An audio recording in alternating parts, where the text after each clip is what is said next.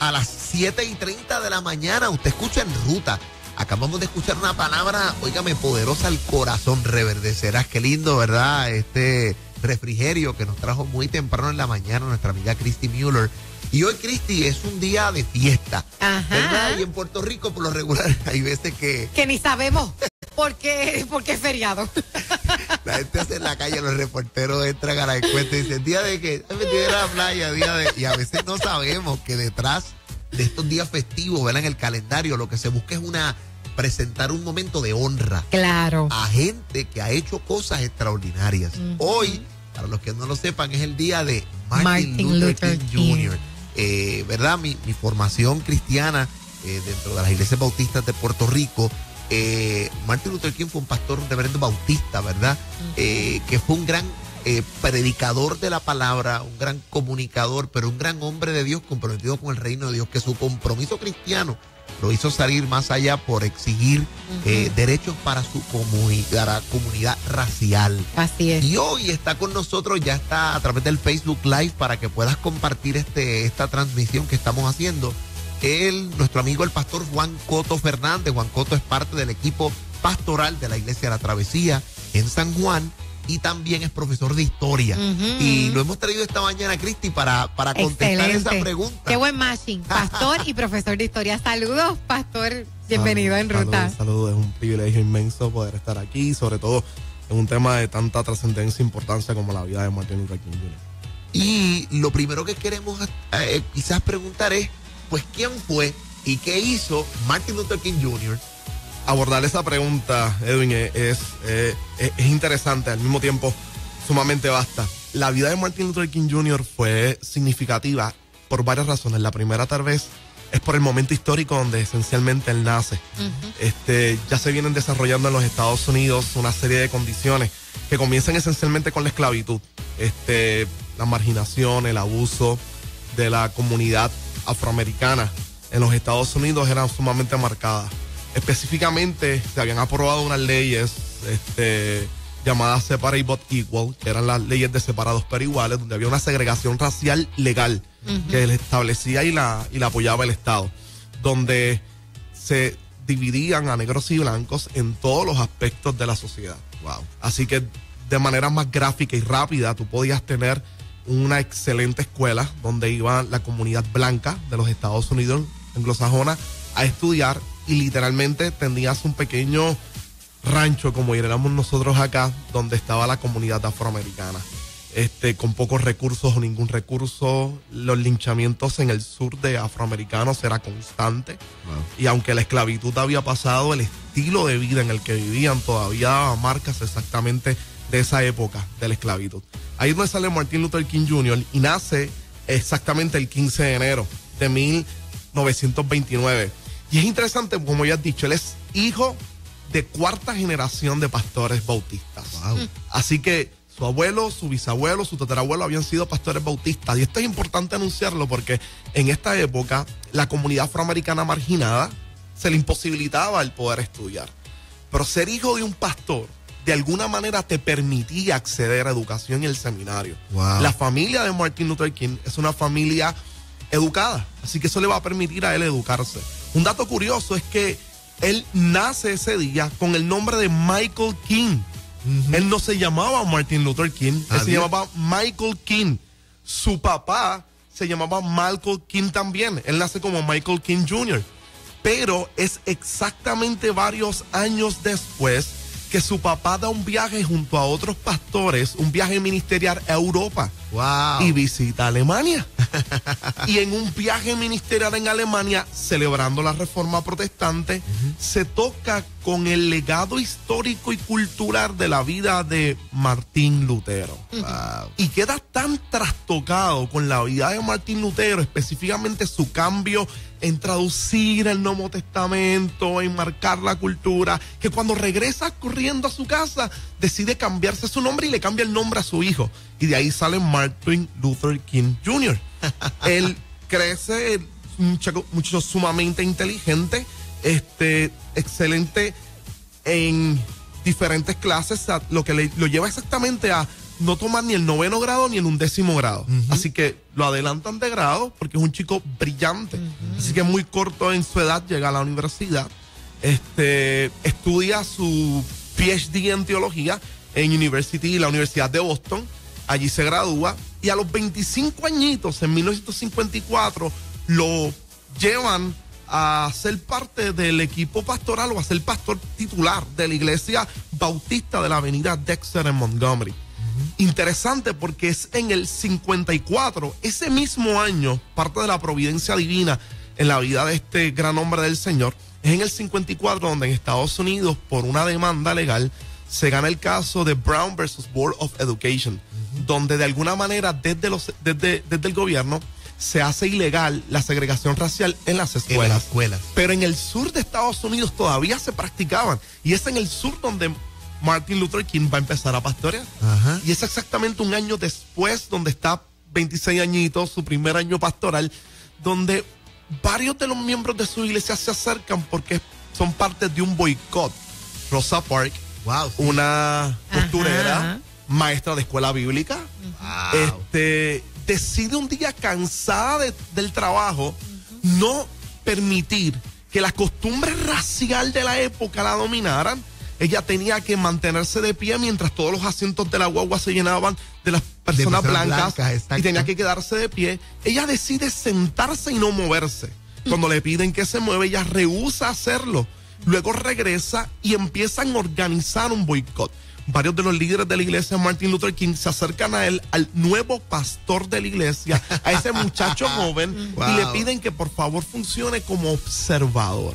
Así que la primera interacción de Martin Luther King en el movimiento de derechos civiles, lo que será después el movimiento de derechos civiles, era un observador para que no se saliera de control la causa y el movimiento. De ahí se convierte en uno de los voceros principales del movimiento, y es desde ese mismo año, desde el 55 en adelante, donde definitivamente ella es historia y se convierte en el líder más vocal y presencial del movimiento de derechos civiles de la comunidad afroamericana. Viste qué interesante el nexo de que la influencia de la iglesia en términos de la educación. No sabía el detalle que Rosa Parks era maestra de escuela bíblica, y esto que surgió de verdad el movimiento de Freedom Rides, esa experiencia. Entonces, bueno, nos vamos a montar en la guagua, pero no vamos a hacer nuestro asiento, y vamos a hacer para que nos, ¿verdad? Esa presión que ejercen para ello. Y te pregunto, Coto, en medio de esta historia, a tu opinión, ¿cuál fue el legado más significativo de Martin Luther King? Y por lo menos uno de los que a mí, Cristi, me apasiona es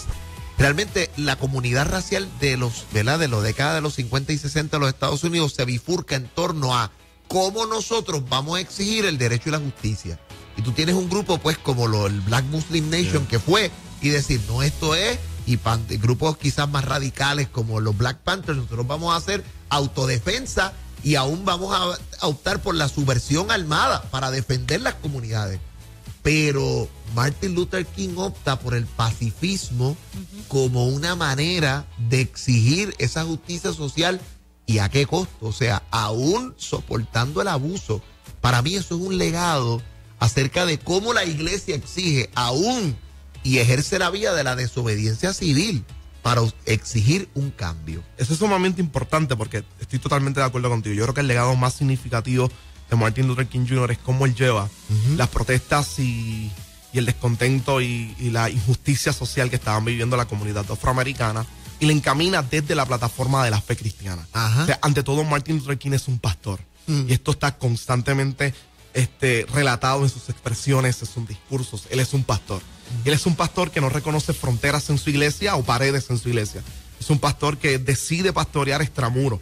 Y cuando empiezan las crisis y las dificultades, hay un principio bíblico que empieza a dominar su corazón. Simplemente, como tú bien lo has dicho, dándote un ejemplo, uno de los historiadores más importantes de Estados Unidos en el siglo XX, en las últimas décadas, uno ya profesor de la Universidad de Boston también, Howard Zinn, dice que, describiendo esta época, él dice que después de tanto sufrimiento la comunidad afroamericana, para este tipo de personas provistas de este tipo de recuerdos, capaces de este tipo de constantes golpes, la historia de la rebelión siempre estaba cerca.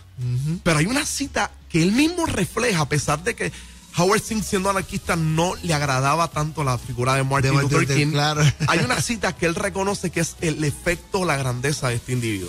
Martin Luther King Jr. decía, hemos conocido humillaciones, hemos conocido el lenguaje de la opresión, hemos gastado demasiado dinero en protestas. Debemos utilizar el arma del amor. Y este es el principio revolucionario en la vida de él. Él va a decir en una ocasión, y esta es una de sus citas más importantes, el amor es una de las partes más importantes de la fe cristiana. Hay otro lado de esa moneda, la justicia. La justicia realmente es el amor encarnado. Wow.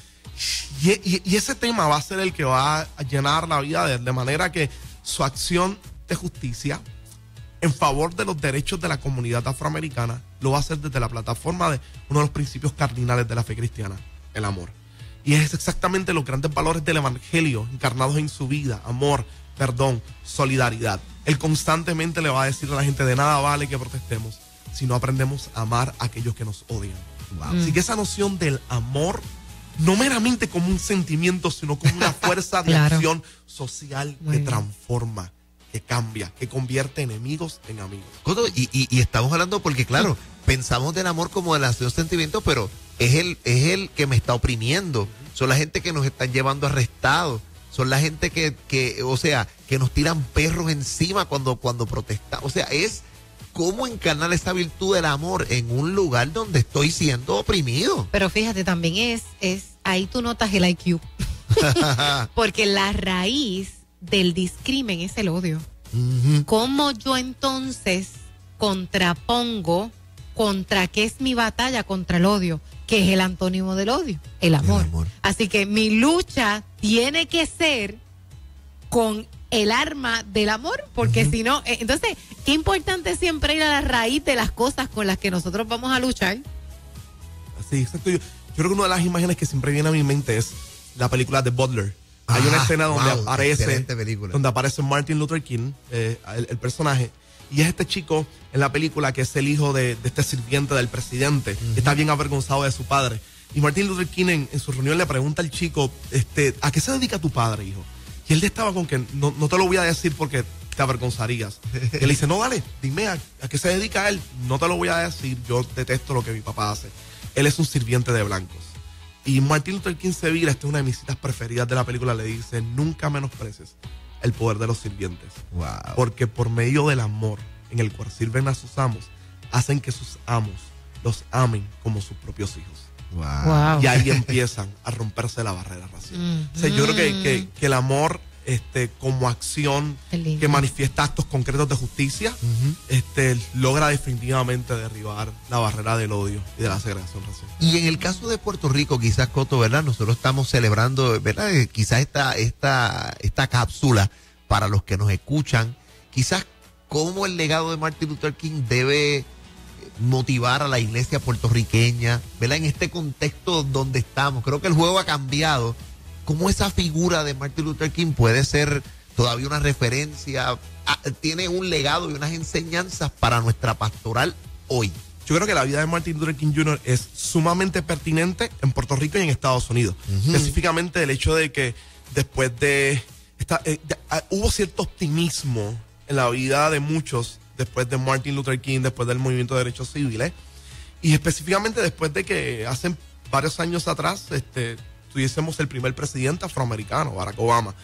Pero yo creo que los sucesos que se dieron en Estados Unidos recientemente, el movimiento de Black Lives Matter, etcétera, han demostrado que ese optimismo no es tan realista, que todavía en la fibra más profunda de la sociedad norteamericana sigue existiendo.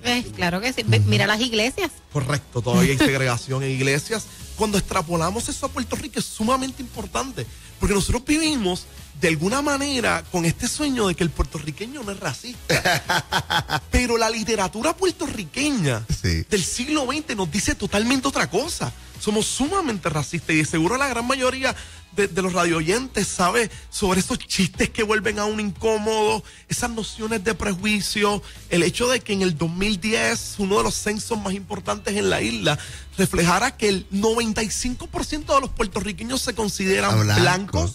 Wow. El hecho de nosotros poder ver la marginación y el racismo me lleva a pensar en la influencia de él en dos aspectos. Primero, el personal. Es lo que yo quiero resaltar en esta mañana, y es que Martin Luther King Jr. era cristiano y era pastor. Mucho antes o mucho más que simplemente un líder de movimientos sociales. Una de las escenas más importantes de su vida fue su gran discurso I Have a Dream. Yo tengo un sueño. Y una de las anécdotas impresionantes es que él era el último orador ese día, el último orador. La gente estaba desde las 8 de la mañana y él habló a las 5 de la tarde. Wow. La gente se estaba yendo y en masa. Los discursos que se habían dado eran sumamente largos.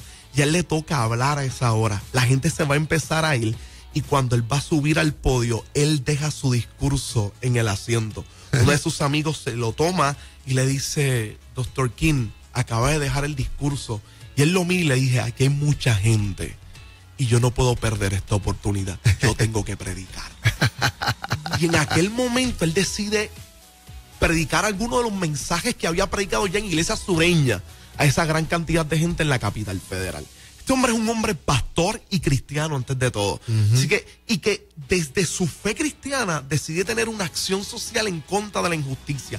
No taparse los ojos, no hacerse de la vista larga, sino intervenir. Y eso nos habla de nuestro rol como creyentes en la sociedad.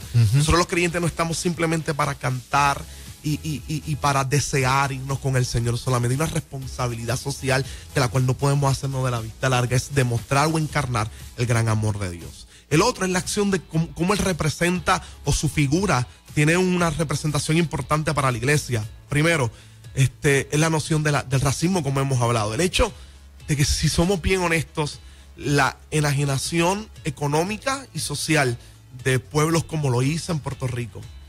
El racismo, el hecho de que tal vez el que está guiando ahora mismo se le sentiría difícil escuchar de que un afrocaribeño pueda ser gobernador en Puerto Rico. De que de alguna manera en nuestra sociedad que tiende a tildarse o a moverse más por las caras lindas y por los aspectos estéticos que responden ciertos fenotípicos de personas. Claro. El puertorriqueño tiene en su cultura racismo y cómo nosotros desde la iglesia podemos visibilizar eso y podemos combatirlo con la esfera y las acciones del amor concreto. Número 2, Martin Luther King no solamente se dedicó a pelear en contra del racismo, sino también en contra de la pobreza. Yo creo que si hay algo que hemos visto en el Puerto Rico por María, es que aquí hay unas grandes desigualdades económicas, hay una gran comunidad pobre. María lo que hizo fue visibilizarlo. Para muchos de nosotros, ¿verdad? El área metro del domingo de la iglesia, salgo a comer, me compró esto, el zapatito.